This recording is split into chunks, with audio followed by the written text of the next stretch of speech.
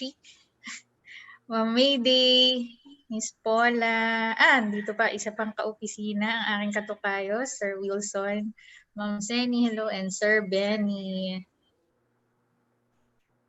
Sige, sigurado ako mamaya madadagdagan pa tayo dahil meron tayong topic na napakaganda, napakasarap.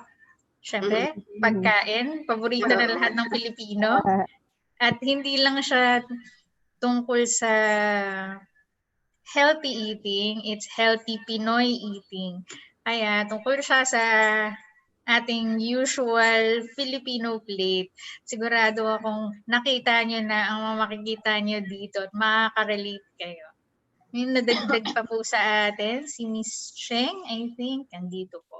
So sa mga nandito po sa ating webinar ngayon, don't forget to register your attendance by typing your name sa chat box.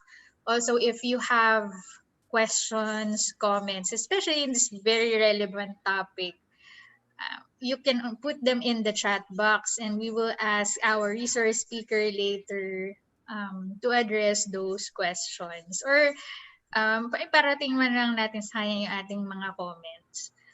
Also, para sa kaalaman ng lahat, nais natin ipagbigay kaalaman din na sa Friday, itong darating na Friday, sa hapon, mga bandang 3:00, so 3 p.m. on Friday, we are organizing a web session with a psychologist to help us, to help the ERC family in what we are going through. If you remember, here in the ERC GAD webinar, we've had 2 web sessions before with guest psychologists. Magbabalik po yung isa doon para asistihan tayo during this time. So, asahan niyo po na may tutulungan po tayo ng ERC GAD pagdating sa mga ganitong bagay na makapagbigay ng mga information at mga kapupulutan ng aral, makakatulong sa atin sa pang-araw-araw. At meron pa pong mga nadagdag dito. So I think pwede po tayo formally na mag-start. Let me just begin by sharing my screen. Okay.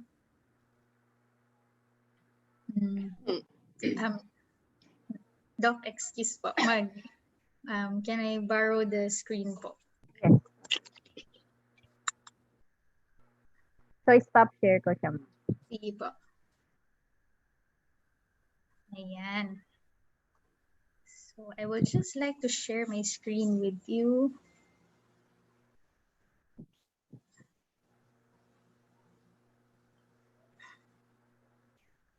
Ayan. Ito ang topic natin ngayong hapon, tips to healthy Pinoy eating.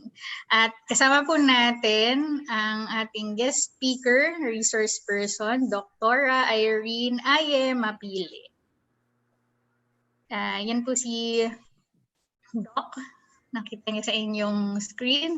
She is a consultant clinician at Westlake Medical Center in San Pedro, Laguna, an ophthalmologist and skincare physician at Alejandro Doctors and Clinical Specialists in Makati.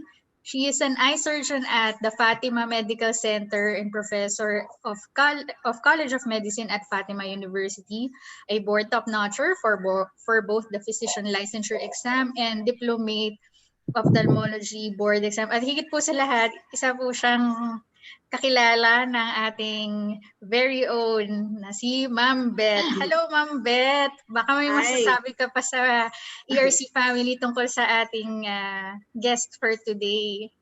Hi, good afternoon sa lahat. Actually, kailan lang kami nagkaharap ni Doc Aye, pero kami pala ay matagal nang magkapitbahay dito sa aming subdivision. Ang isa lang masasabi ko na magandang nangyari during the COVID was yung aming subdivision parang ngayon naging community. Nagkaroon kami ng Viber group and nagkaroon kami ng opportunity na makilala yung iba naming neighbors kasi usually trabaho sa umaga, pagbalik namin gabi na, so hindi kami nagmi-meet ng mga neighbors. And meron pala kaming maraming mga kapitbahay na doctors. And ang nangyari, kaya ako nakilala si Doc Aye was when she volunteered na siya yung bibili ng aming mga medicines. Kasi during yung kasagsagan ng ECQ, walang makalabas sa amin. So, she volunteered na siya yung bibili sa Mercury. Isipin nyo kung gaano kahirap yun. Ang dami namin. Tapos bawat isa ang daming reseta or gamot. And then kapag kailangan ng reseta, siya na rin yung nag-i-issue o nagpe-prescribe. So, ang galing talaga. So, ngayon, nagkaroon din ako ng opportunity na maipakilala siya sa inyo para mag-talk o magbigay ng isang talk na alam kong kakapulutan natin ng magagandang aral. Lalo na sa pagkain natin. Without further ado, eto na po si Doc Aye Mapili.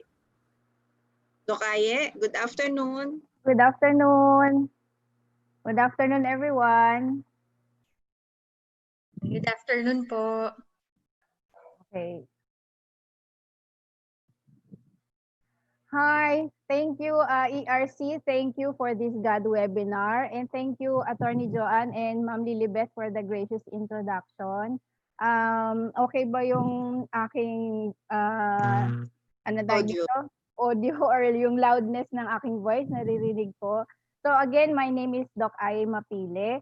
I hail from Pangasinan. So masanto si Agaw at si Kirin Aminditan, yung mga marunong magpanggalatok. But half of my family is also Ilocano. So naimbag nga aldaw yung amin apo sa mga nakikinig sa inyo dyan. Pero gaya ni sabi ni Ma'am Lilibet, taga dito na po ako sa San Pedro, Laguna.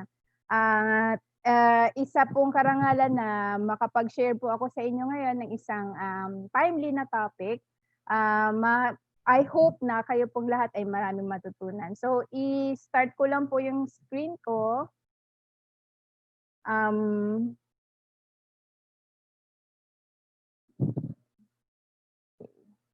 So, I entitled it 6 Tips to Healthy Pinoy Eating.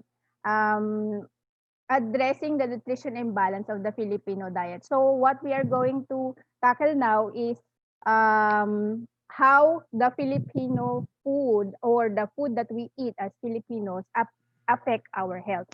But before that, I would like to shout out to our commissioners, the Chairman and CEO Agnes de Vanadera for pushing with this GAD webinar. And I'm sure na marami pong mga empleyado kayo na natutulungan sa mga webinars ninyo. And also shout out na rin po sa Commissioners Alexis Dumbatan, Commissioner Catherine Maceda, Commissioner Rexy Degal, and Commissioner Fuentes. And sa lahat po ng mga empleyado ng ERC, thank you again for having me.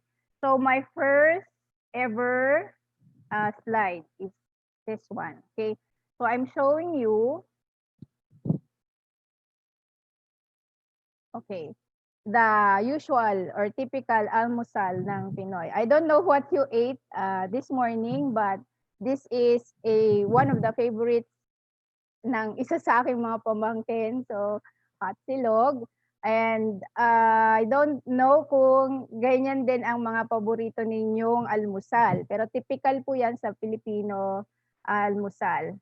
Next is tanghaliang Pinoy. So here we can see pakbet and kanin of course, and then pritong isda. So nakakatakam, di ba po? So ngayon pala nagugutom na kayo. Pero tingnan natin, mamaya evaluate natin kung itong mga typical na Filipino food o na hinaain natin sa araw-araw is good ba siya sa atin or hindi. So merienda, I heard also maraming may paborito sa inyo nito. So typical na meriendang Pinoy, pansit canton, may kasamang tinapay, itlog at saka pampatulak or ating soft drinks na malamig. So yung iba dyan nakaka-relate dito. And last is sa hapunan, for example, nag-ulam kayo ng adobong pusit, medyo naparami yung kanin nyo kasi masarap yung ulam. So titignan natin mamaya, evaluate natin kung kamusta ba tong hapunan, merienda, tanghalian, at saka almusal na Pinoy. We'll go back to the slides later, okay? So, one famous doctor who is a two-time Nobel Prize winner, Dr. Linus Pauling, declared that nearly all disease can be traced to a nutritional deficiency. But for me, here, I will change the deficiency to nutritional anomaly. He is correct that it can be traced to a nutritional deficiency. If we lack in a nutrient, pwedeng magkaroon tayo ng mga certain diseases like for example, scurvy, if we lack vitamin C, or beriberi, or those things na alam natin kaya nagkakaroon tayo ng mga nutritional na addition sa ating mga bata, yung mga ating mga anak, binibigyan natin yan ng mga vitamins, okay? Pero for me, anomaly is a more proper word because sometimes it's not deficient. The nutrition is not deficient, but it is anomalous, or it is the wrong type of nutrition, and I will explain that later on, okay? So let's see here how the food we eat impacts our body system. According to scientists and immunologists, 99% of all diseases aren't caused by bacteria or germs. Technically, the bacteria or germs can cause the disease, but instead, it is due to a weak, starving, malnourished immune system.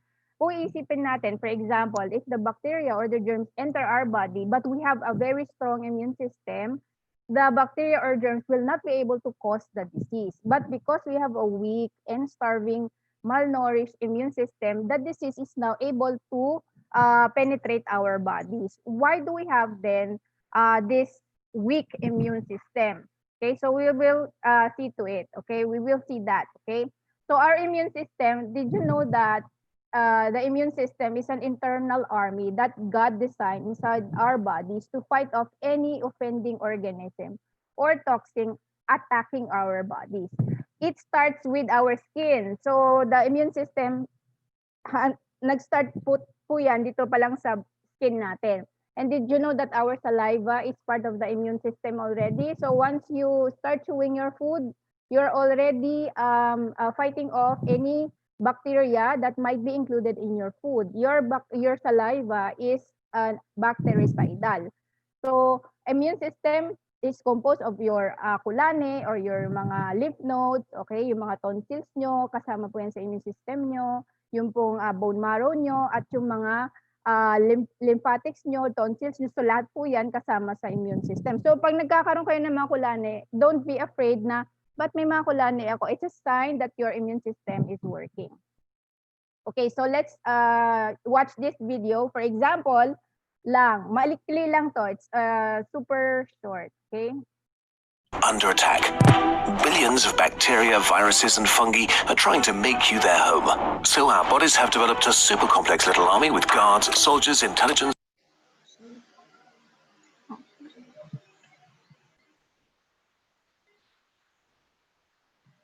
Under attack. Billions of bacteria, viruses, and fungi are trying to make you their home. So our bodies have developed a super complex little army with guards, soldiers, intelligence, weapons factories, and communicators to protect you from, well, dying. For this video, let's assume the immune system has 12 different jobs. For example, kill enemies, communicate, etc. And it has 21 different cells and 2 protein forces. These cells have up to 4 different jobs. Let's assign them. Here are the interactions. Now, let's make this understandable. First of all, let's add colors to the jobs. Now, let's illustrate the cells. The central color represents the main job of the cell, while the surrounding ones represent secondary duties. Now, the immune system looks like this. Now, the interactions. Isn't this complexity just awesome? For this video, we will only talk about these cells and ignore the rest. So, what happens in the case of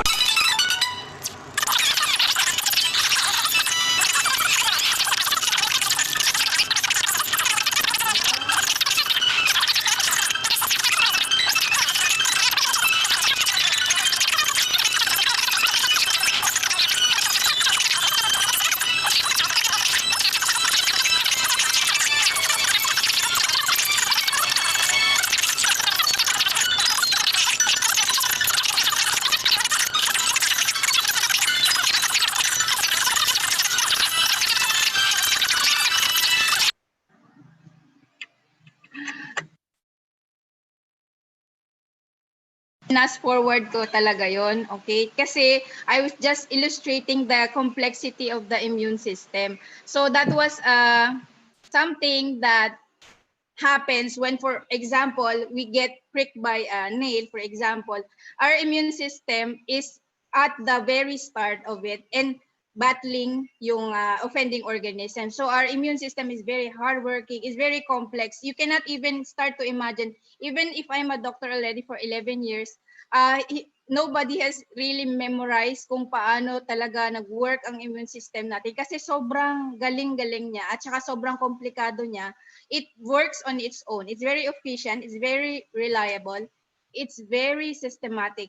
And it operates as a team. It even combats cancer cells. Okay, so do not think that cancer cells are invincible. Actually, we have cancer cells that are probably circulating around in our body right now. But because of a very efficient immune system, hindi po ito na tatagumpay or nag-proliferate sa ating body. Okay?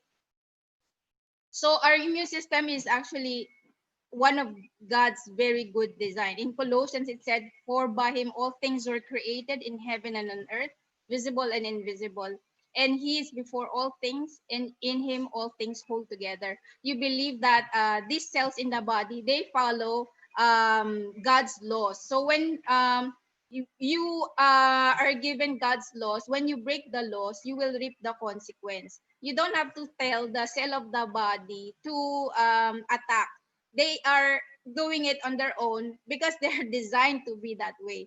And the average human body contains about 37 trillion cells. All of these follow a God-given task. And they follow God's universal laws. So for example, you break the laws, then death and diseases will be part of the consequences of breaking the universal laws. For example, the universal law says that, okay, when you feed your body with good things or with plants and vegetables, your body will become strong. So your body does become strong when you eat this food. But when your body is given toxin, for example, or something that is processed or something that is not good, then diseases will ensue. Why? Because this is part of the law. So let's see further how this works, okay? So how do we starve our immune system or how do we weaken our immune system? Number one is wrong nutrition. It's because we eat the wrong food. So we don't give the immune system the right food that it needs in order to be strong. Kaya po siya nangihina. Pangalawa is poor nutrients. Medyo magkaiba po ito sa number one. Kasi tama yung kinakain mo, you're eating right, but it's a poor quality food. Like for example, I will tell you that the food that we are having now is not the same quality as the food that we used to have before. For example, here, did you know that potatoes already lost 47% of their copper and 45% of their iron and 35% of their calcium compared to 50 years ago? So if you get a potato now compared to what is a potato 50 years ago, it's less nutritious. And also, for example, the nutritional equivalent of one 1940s tomato is equivalent to 10 1990s tomato. Why? Because the tomatoes now are not as nutritious as those as we have before. So kung isang kamatis lang noong 1940 ang kailangan mo, mamimit mo na yung mga calcium mo, yung mga vitamin C mo, but now you need more than 10 tomatoes in order to get the same vitamins that we used to have before. This is probably due to wrong farming practices or wrong handling of food practices or the way the food gets to us. Medyo na siya, it's not as good as the food that is being produced in the farms itself. So like for example, yung mga lupa natin, it's already stripped of the nutrition, or yung lupa natin is not as it's nutrient depleted. It's not as good anymore dahil sa mga maling practices po natin. And this is not just in the Philippines, it's also all over the world, okay? So do you want to help your immune system? Even if ganito po yung kalagayan natin, of course, we want to be able to strengthen our immune system. And we all prevention is better than cure. Okay. So recommendation number 1 is eat plants. Plants should be our main food. As humans, we are special because we are designed to be plant eaters. We can eat both plants and meat, but our body design is closer to plants. Let me show you one proof of that. Okay. So like for example, the design of our bodies. If you look at your teeth, most of your teeth are flat. You have flat teeth. That is teeth of herbivore or plant eater, okay? Pag tinignan mo po yung mga ngipin mo, they're designed to chew plants, okay? Your saliva is alkaline. That's a character of a plant eater and a very long digestive tract, okay? So masyadong mahaba yung ating bituka. Actually, we have 30 feet of digestive tract. This is designed for plant eaters. Meanwhile, if you see the carnivores or the meat eaters, they have sharp, long teeth and sharp claws. If titignan mo yung kapitbahay mo o yung kasama mo sa bahay, konti lang yung sharp teeth niya. Tama. Kasi yan lang yan sa incisors lang yan at saka yung sa front teeth canine which you use for ripping meat. But sharp claws, wala naman siya niyan, okay? And the saliva is not acidic. Slightly can be acidic, depende po sa kinakain. And you don't belong to this category wherein you have very short digestive tract. Actually, the lion has just 5 feet of digestive tract. Why is that? Because meat putrefies very quickly. Madali po siyang masira. So, kailangan nilang ilabas agad yon. While us, we have very long digestive tract. So, if you see the comparison here, we are nearer to the plant eaters than the meat eaters. So our body design is really to eat plants. But man says this objection. Sabi niya, I'm taking vitamins naman eh. But in reality, plants not only contain just vitamins and minerals, but also enzymes, fibers, trace minerals, alkalinity. You cannot put this in a capsule. If this one can be placed in a capsule, well and good. But this one, you cannot take them in a capsule form. You have to really eat the plants. Another objection is, I do eat fruits and veggies naman eh. Oh, kailan ka kumain? Isang tusok ng carrots. Tapos sinabi mo na kumain ka na ng fruits and veggies.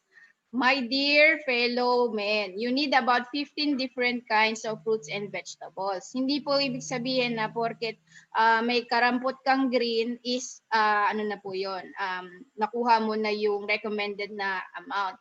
You need 15 different kinds of fruits and vegetables. You should eat the rainbow. What I mean by eating the rainbow is different colors of food. Okay? That way you get the mix of nutrients. But it's so simplistic. And what do you want? Do you want to go to the hospital? Do you want to get sick and have your laboratory tested? Gusto mo mas komplikado pa yung buhay mo?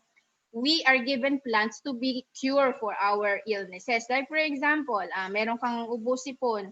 Instead of pumunta ka pa sa hospital, mahawa ka pa doon ng kung ano-ano, uminom ka na lang ng iyong lemon juice, vitamin C, yung inyong mga fruits and veggies para gumaling ka na. You just have to take them in mega doses, okay? So your objective should be eat at least 9 servings of fruits and vegetables. 1 serving is 1 fist size, okay? The size of your fist is 1 serving. So if you say 9 servings, 9 of these, okay? And then go for color and variety. So you get a mix of nutrients. And they're best eaten raw. Do not overcook vegetables. Why? Because when you overcook them, you will lose the nutrients. Also, do not over-slice them because when you over-slice them, you also lose the nutrients. You may blend them to make fresh juices and mix with lemons or honey to taste. Okay, plug ko na rin po yung aking YouTube channel. Meron po ako dyan on how to make a Nutri-Boost shake. I have a way of mixing even malunggay leaves into a shake para po kahit mga bata maiinom po nila ito. Okay? So recommendation number 2 is we should eat clean. What do you mean by eating clean? Clean meat is these examples are chicken, fish with scales, and cow meat. Okay, so in Leviticus, God said, I have given this law so that you will know what animals, birds, and fish are clean and may be eaten, and which ones are unclean and may not be eaten. This is a very old law in the Old Testament. But why did God say that these kinds of animals are clean, and why did he say that these kinds of animals are unclean? There is a explanation to that. Okay, I will show you what is unclean. Unclean is lobster, dinuguan, lechon. Di ba ito yung mga favorite ninyo? Shrimp, yung mga ganyan. So insects and vultures are also part of the unclean meat. Okay, but why? Okay, the scientific proof is most of the clean meat, for example, cows have 3 to 4 stomachs with very long digestive tracts. I showed you earlier na mahaba po ang bituka ng mga plant eaters. So this takes a long time to digest the food and hence detoxify their meat more. So for example, when they digest the food, it takes time to get into the end part of the intestine. So ang nangyayari, nalilinis po nila na maigi yung kinakain nila. Nade-detoxify po nila na maigi bago po pumunta yan sa meat nila. So when it goes to the meat, it's already clean and that's why they are called clean meat. Meanwhile, the fish with the scales is clean. Why? Because the scales is used to release toxin from their body. So fish with scales is better than fish without scales. Okay? And why unclean? Why unclean? Because unclean meat, like for example, the pig has only one stomach and a very short digestive tract. They will eat anything. Imagine mo, if you throw something to a pig, it will eat anything. And it only takes 4 hours to digest it. So meaning, hindi po niya ito na-detoxify maigi. It absorbs much of the toxin into its meat. Okay, so the meat of the pig now absorbs much of the toxin and this is the meat that we find already in the market. So yun po yung kinakain natin. And crabs and shrimps are called the janitors of the sea. So they clean the sea by eating dead plants, other dead fish or other dead creatures in the sea. So they are scavengers of the sea. That's why they are categorized as unclean. So if there is a recommendation, for example, if you can choose between clean meat and unclean meat, I would suggest that you choose the cleaner meat. Okay. The next one, recommendation number 3 is choose God-made food over man-made food. Okay. In Deuteronomy, it says that, and they ate what grew in the fields. They found wild honey, olive trees, cows and goats, plenty of milk. They had sheep and goats and cattle and wheat and choicest wine. There's a big difference between God-made food over man-made food. I'll show you. God-made food detoxifies your body and skin. Okay? So it is also alkalinizing and rich in enzymes and chlorophyll. Yun po yung green sa mga dahon. It is healing food. They fight diseases, even cancer. They are antibacterial, they're antifungal, they're antiviral, and anti-carcinogenic. They're also low in calories, meaning they won't make you fat. Okay? They are full of fiber. They're packed with vitamins and minerals. They're rich in antioxidants. It's full of water. It has no bad cholesterol. They don't spike blood sugar and they don't make you fat. Meanwhile, if you have all these benefits in God-made food, you have naman this character of man-made food. Man-made food is processed food. It strips the vitamins and minerals and enzymes. So they lack the nutrients. They lack fiber, they lack antioxidants, and all of these nutrients that you need for your body. But what they have is additives, coloring, flavor enhancers, and toxins that accumulate inside your body. So this one now makes our body very acidic. And when our body is very acidic, germs and cancer cells are now happy because they can be growing and thriving inside the body. So you don't want an acidic body, okay? So recommendation number 4 is related to the recommendation number 3 is limit processed food. I say limit processed food because it is impossible for us to really eliminate processed food, okay, from our diet. What is processing? Processing includes cooking, canning, freezing, smoking, packing, and bleaching. I encircled bleaching here. Why? Bleaching is, magaling tayo dyan magpapaputi. So, pinapaputi din po ang food. Like for example, ang ating rice. Okay? The white rice is very common. But among all the rice, it is the least nutritious. Okay? Because white rice is already bleached. It's pinaputi po siya. The process of whitening of the rice includes removing the bran. The bran is the brown part of the rice. It's the outer covering. And the bran or the brown part is very nutritious. When you remove the bran or the brown part, you also remove many of the nutrients in the rice. That's why brown rice is regarded as more nutritious than white rice. But people like white rice better. One, it's cheaper. And two, it looks more beautiful. Ganun ba? Okay? And three, it's more common. Okay? And sabi nila four, mas masarap daw siya. But uh, overall, the nutritional value of white rice is inferior compared to brown rice. Anything that is brown is actually better. Like for example, comparing brown sugar to white sugar. Brown sugar is better. Why? Because it's closer to the original. Okay. Brown bread versus white bread. Brown bread is better compared to white because bleaching will make the bread inferior to the brown bread. It strips it of its nutrients. Okay. So you are a victim of processed food every time you go to the grocery store. So anong gagawin natin kapag ganyan?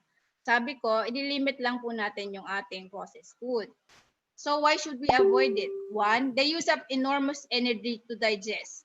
And because the body doesn't recognize it, sasabihin ng katawan natin, okay, hindi ko kilala to, chichirya, hindi ko kilala to, I will store it as fat. So nakakataba po siya kasi the body stores it as fat. It sees it as something foreign, so it will store it as fat. Okay? Number two, it contains no water. So they turn into sludge, para siyang putik. They stick to the intestine, they're trapped there, and they prevent the other nutrients from coming inside the body. Number three, your body feels hungry all the time. Why? Your stomach may be full, but it doesn't have the nutrients. That's why your body feels hungry. So you want to eat more, but you feel like your body doesn't get the nutrients because they don't really contain nutrients. Number four, they're loaded with chemicals, which is very toxic to our bodies. That's why we should avoid processed food. Okay. So what are the other dangers? Ito, they increase everything here. All types of cancers, ADHD. Okay, so like for example, may anak kayo, you have a child who is matigas ang ulo, sobrang hyper, ang likot, temper tantrums, aggressive palaaway. Medyo i-limit niyo po yung soft drinks niya. Because processed food can do this to your child. There's increase in aggressiveness and all of these hyperactivity disorders that you see. Okay, so there are other dangers of processed food here. We will not delve into it more. Okay, just suffice na marami po siyang side effects sa ating katawan. Okay, so number one na gustong-gustong idagdag sa processed food is sugar. Because Filipinos love sweet. We are born to, from the very start, no, we are sugar-loving people, okay? So what is the effects of too much sugar? It makes you obese. Matataba po kayo and diabetic, okay? And can you also believe that sugar feeds cancer cells? The more sugar it is in your body, the more you are at risk of having some food for the cancer cells, if there are cancer cells that are lurking inside your system. And they also feed fungi, okay? That's why for a diabetic person, medyo mahirap siyang makaget over sa fungi because there's too much sugar, okay? And also, it wrinkles your skin. Madali po kayong tatanda if you eat too much sugar, okay? So why did I include the rice there? Because rice, let me go back to that again, because rice is a form of sugar. People often think of it na sugar is just sweet, but rice turns into simple sugar. When you actually eat more rice, your blood sugar level shoots up. Okay? So kasama po yan sa sugar natin. Soft drinks or sugar drinks, they're worse than solid food. Why? Because they are concentrated and it allows this concentrated nature, they're able to enter the bloodstream more quickly, leading to faster fat gain. So soft drinks do not contain any beneficial nutrients, but they only add to our calories. So we've been avoiding soft drinks for many years now, since we learned of this very useful fact in our life. So many Filipinos are diabetic because they are fond of downing down very cool sugar drinks like your colas, okay? Mahilig sa milk tea, edi mag-diet soda na lang. Yun po ang isang objection ng iba. But again, diet soda contain aspartame. Aspartame is also called the sweet poison. And for 16 years, the FDA refused to approve this one.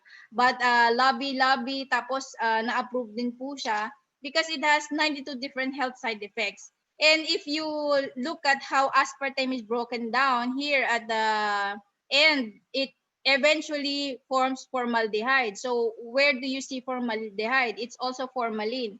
Sa embalsamo po yan. So in very small quantities, it's a toxin to our body. So actually, diet soda is worse off than the regular cola. Okay. All right. So imagine you have a 12 ounce pearl shake. Your pearl shakes, they're very famous. 112 ounce or the small size is about 500 calories. So, yan pa lang po ang kinain ninyo. What do you need to burn yung 500 calories? For example, you can burn the 500 calories by 1.5 hour of bicycle or cycling or almost 1 hour of running or 3 hours po kayo maglilinis ng bahay, no?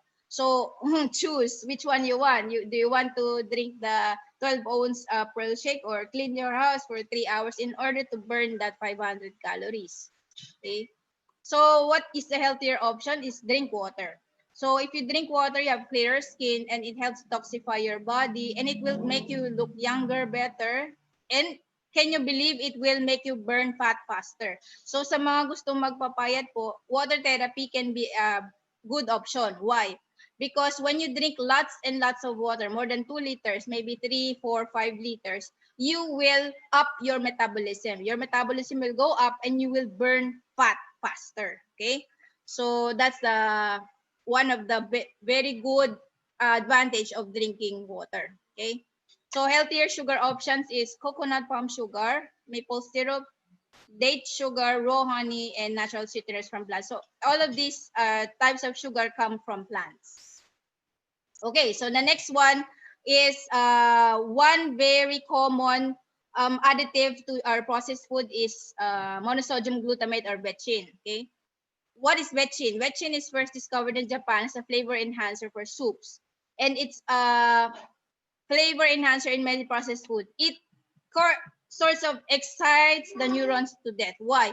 When we eat the betchin, it sorts of kinikiliti po yung ating neurons, and then we feel that it's very masarap. We call that the umami taste or the sixth sense. Okay, so that's why it is very addicting because it's very flavor enhancing. You crave for it, like you look for that taste, and you sort of like used to. We are very used to it because our body is very used to it, and so we crave for it, and it's sort of addicting. That's why minsan ang hirap pong iwasan. Bakit ako na addict sa pagkain na to? Because of the betchin in it. Okay. So they also found out that when rats are injected with betchin, the mice will grow big or tataba po siya. They will grow fat. So it is known that betchin also causes you to grow fat. So the more betchin in your diet, the more you. Why is it very hard to remove the belly fat or the fat in the belly? Because of betchin po. Okay. So other names for MSG, sometimes they hide the MSG part. So pinapalitan na po nila ng pangalan yung MSG. These are the other names. And these things may contain MSG. So it's not that because you don't see the MSG in the label, wala na siyang MSG. But actually marami po siyang iba-ibang pangalan. So these are the aliases of MSG. Okay? So other side effects of MSG is number one, migraine and fertility issues. I would like to emphasize on migraine because many people don't know that it's a trigger for migraine. Lagi sumasakit yung ulo. So maybe you have to change your diet. Also fertility issues. They say that maraming mga tao ang may PCOS or PCOS because of the wrong food that they eat. So it's sabi ng mga OB-GYN is lifestyle disease, yung PCOS. because you have to be wary of what you put inside your body. That's why people are having fertility issues because of the hormones na nakalagay dun sa mga food natin, and it messes up with our own hormones. Okay. So last one is hydrogenated oil, saturated fat, and trans fat. All of this food here in the picture is very, very delicious. Like for example, your cake, your cookies, your French fries, and pizza. But all of them have saturated fat and trans fat. And what are these? Is it's an unhealthy kind of fat. Can you imagine that it takes about 51 days to digest half of the fat that we have? Okay, it accumulates in the body and leads to bad cholesterol. So now this one will lead to heart attack and stroke. So if your kids eat this every day, can you imagine now we get news of a 19-year-old or 20-year-old na stroke na po or na heart attack na po because they don't eat anything, just these kinds of food lang po ang alam nilang kainin. Wala pong vegetables. Marami ngayon ng mga bata na parang allergic sila sa mga gulay and prutas. Okay? So side effects or bad effects, napakarami po. Hindi ko na po isa-isahin to, pero makikita nyo halos hindi magkasya sa isang frame yung mga bad effects ng ating mga saturated fat. And it blocks the blood vessels natin. Okay, so what are the healthier options is olive oil, sunflower oil, corn oil, soy oil, nuts and seed, avocado, sesame oil, peanut oil, so canola oil. These are healthier oil options compared to that bad kinds of fat. So this another recommendation here is read the label. So you should stick to foods that have the least amount of processing, and you should make processed food once in a while thing instead of an everyday thing. Pwede naman po kasi na wag po talaga araw-araw yung processed food. And believe me, the more your kids want it, the more processed it is. For example, you make them choose between totoong buko versus buko ice cream. And they'll choose buko ice cream. Why? Because it's more palatable. And you see it's more processed. Or you make them choose between the real chicken and chicken nugget, they'll choose the chicken nugget. It's more processed, but for them, it's more mas masarap. But you must learn to say no and find better alternatives, okay? So what's a healthy shopping rule? First, when you shop, you should look for fresh and organic. And then second is frozen and organic. The third is fresh, period. And fourth is canned and organic. Pero Doc, mahal kasi ang organic eh. But it's the most nutritious kinds of food. Organic is the best, okay? Fifth is any single ingredient. And sixth, please, if you cannot read anything or pronounce the ingredient, do not buy this, okay? You should avoid it because it means that it is already toxic for your body, okay? Recommendation number 6, and this is the last, it's very safe to grow your own garden. There are benefits of gardening. It's a form of outdoor exercise. It beautifies your backyard. You save on a grocery bill. You minimize the pesticides and other chemicals that you eat. You are sure that it is safe for your family. And you have a continuous supply of fresh fruits and vegetables for your family. Okay? So that's the best. I believe you already had a webinar on urban gardening. And this is also a very good form of for you and your family to really have access to healthier food options. Okay, so this is some of our plants in our garden. We used to also plant them, and up to now we are still also having our own garden. Okay, so if you would be made to choose between God-made food versus man-made food, it's your choice. But I hope you choose the healthier option. Okay, because the food you eat can be either the safest and most powerful form of medicine or the slowest form of poison. It's your choice actually to really choose between what you have in your market. God created the food to be received with thanksgiving by those who believe and know the truth, and He richly provides us with everything for our enjoyment. But again, you say, I have the right to do anything. Pwede ko kainin lahat. But not everything is beneficial and not everything is constructive. So nakalagay din po yan sa Bible. Okay? So whether you eat or drink or whatever you do, do all for the glory of God. Okay? So is a typical Filipino diet okay? So we'll now assess the typical Filipino diet. Okay? So ito, carbs po yan. So marami, actually the typical Filipino diet is called calorie dense but nutrient deficient. Kasi marami po siyang calories. Lahat po ng carbs ay nagiging sugar. So if you have more sugar there, you will grow more fat and then you will develop diabetes. Okay, next is processed po yan. So hot dog is processed. May night rice po yan, saka may salitre. Why do I label the rice as processed? Because it's bleached. Okay, if it's brown rice, then it pwede pa, ano? The pandesal is processed.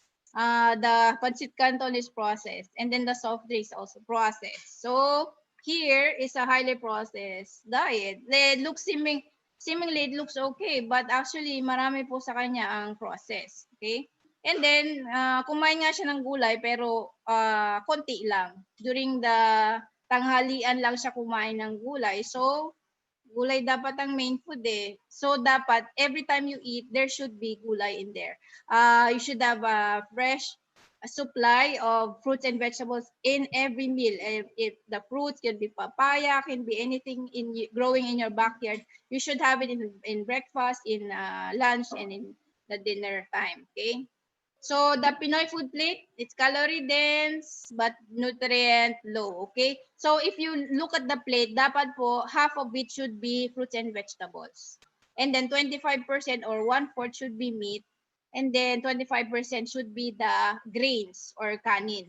But in the typical Filipino plate, we reverse this one. Half of it is kanin, and then 1/4 is gulay, and then 1/4 is meat. But this is the recommended the food plate that is best for us. Half of it should be fruits and vegetables. Okay.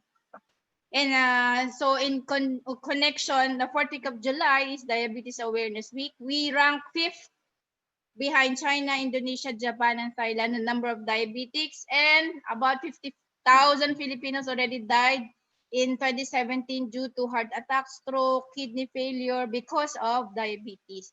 So it's becoming an epidemic in our country. Marami pong Pinoy ang diabetic dahil po mali po ang ating diet.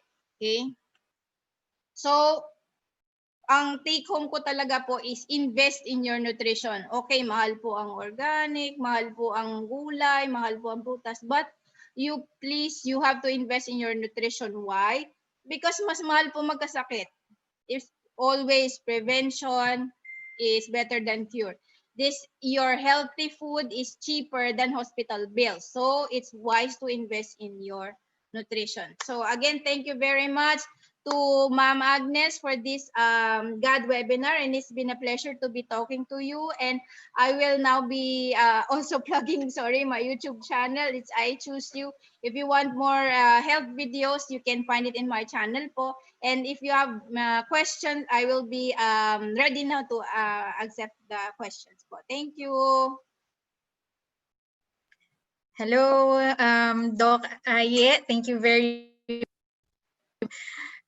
informative talk on food. So, itong mga bagay nito, hindi natin to naiisip araw-araw, pero ang laki pala ng impact nito sa lifestyle nga natin.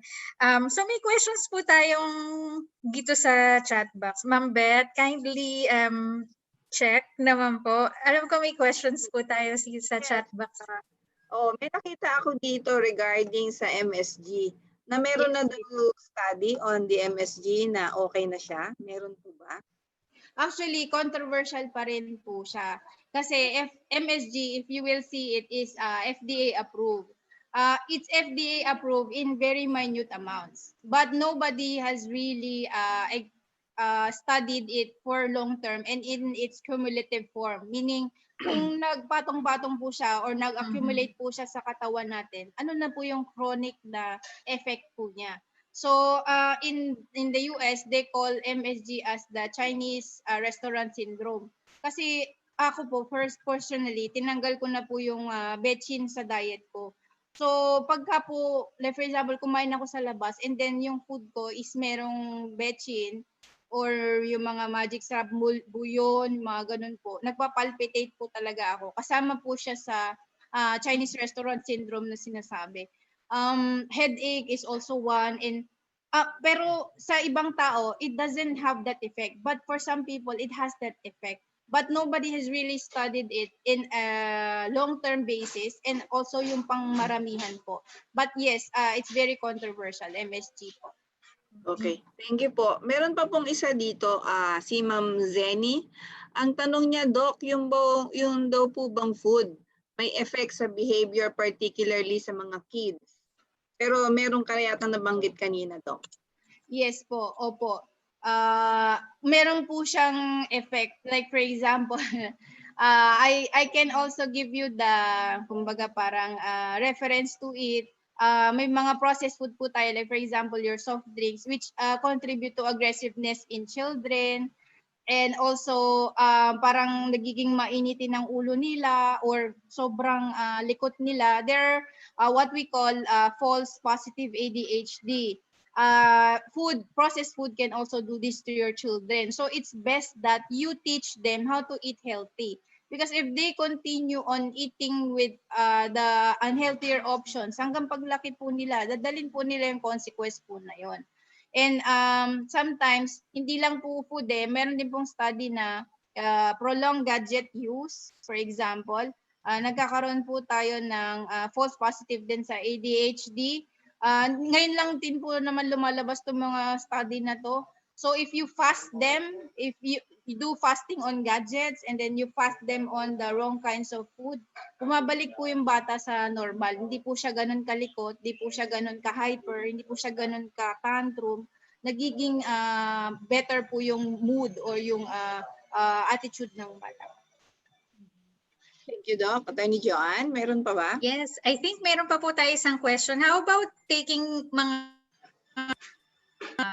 superfoods or super drinks like red juice or mga nakikita po nating 20 in 1, 17 in 1 coffee or tea.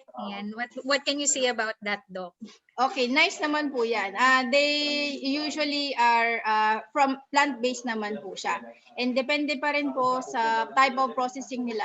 There are preparations that are cold processed and those that are heat processed, meaning they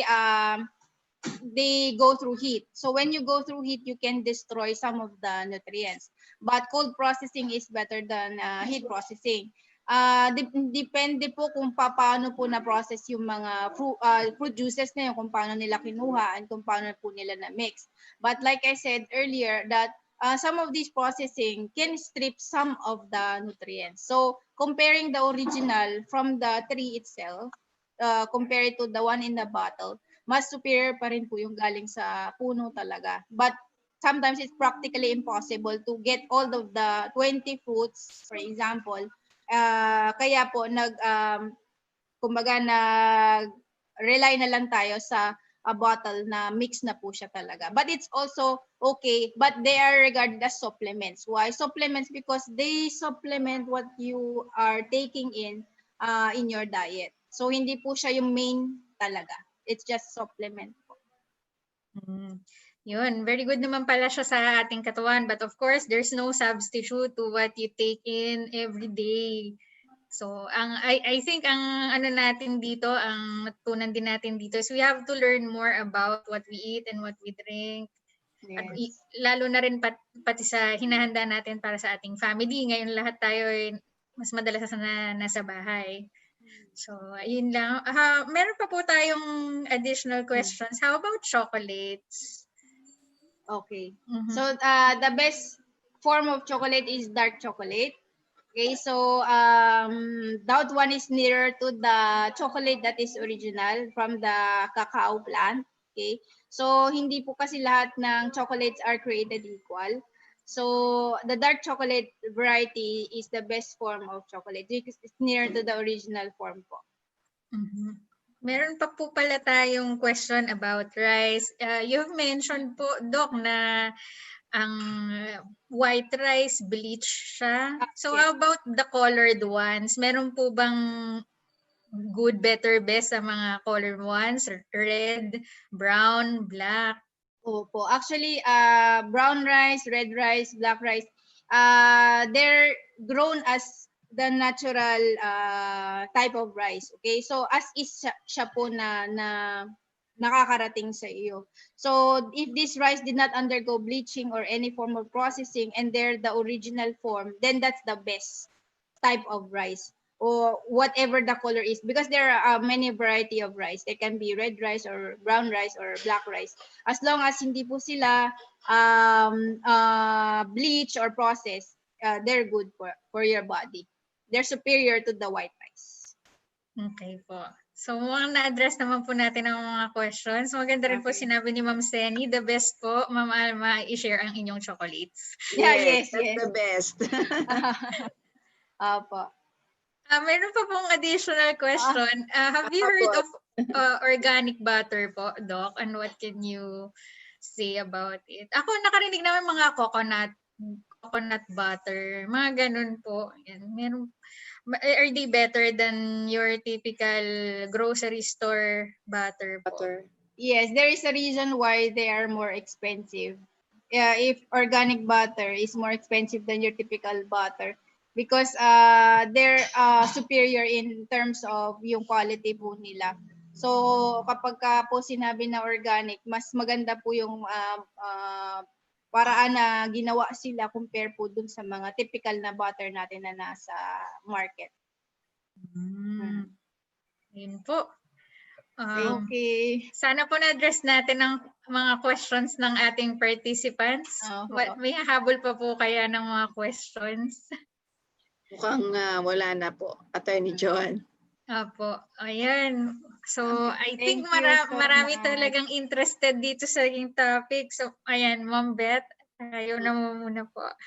Ay, sige po, okay na. So, maraming tayong natutunan, di ba, sa ngayon. Parang nakakatakot mang kainin yung mga dati nating kinakain. Kasi,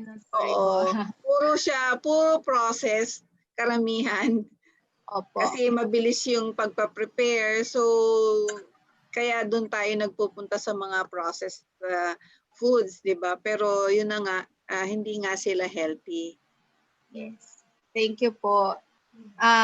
Hindi po kasi talaga maiwasan, pero ililimit lang po sana natin and dadamihan lang natin yung fruits and vegetables natin para at least meron tayong pang combat dun sa anything na kakain natin na hindi maganda.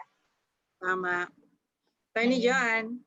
Ayan po. So, we'll take this moment, Doc, para magpasalamat po sa inyo sa pagbibigay po ng talk na to sa amin. At muli, pinapaalala namin sa lahat ng mga participants, sa mga nanonood sa YouTube na so i-follow ang YouTube channel po, no, Doc? Yes, thank you so much. Apo, ang YouTube channel ni Doc Aye Mapili para sa mga health tips at iba pa na kung gusto nyo pa pong matuto mula kay Doc. So again, thank you po. Remember, everything in moderation, stay healthy, and watch what you eat. So good afternoon. Yes, still afternoon. Good afternoon, everybody. Thank you. Thank you po. Thank you so much.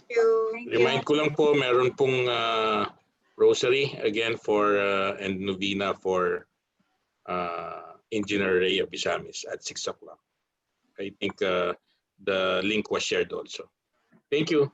I will be ending the meeting already. Okay na attendance, Attorney Jo? Okay na po. Okay, salamat. Thank you everybody. Thank you.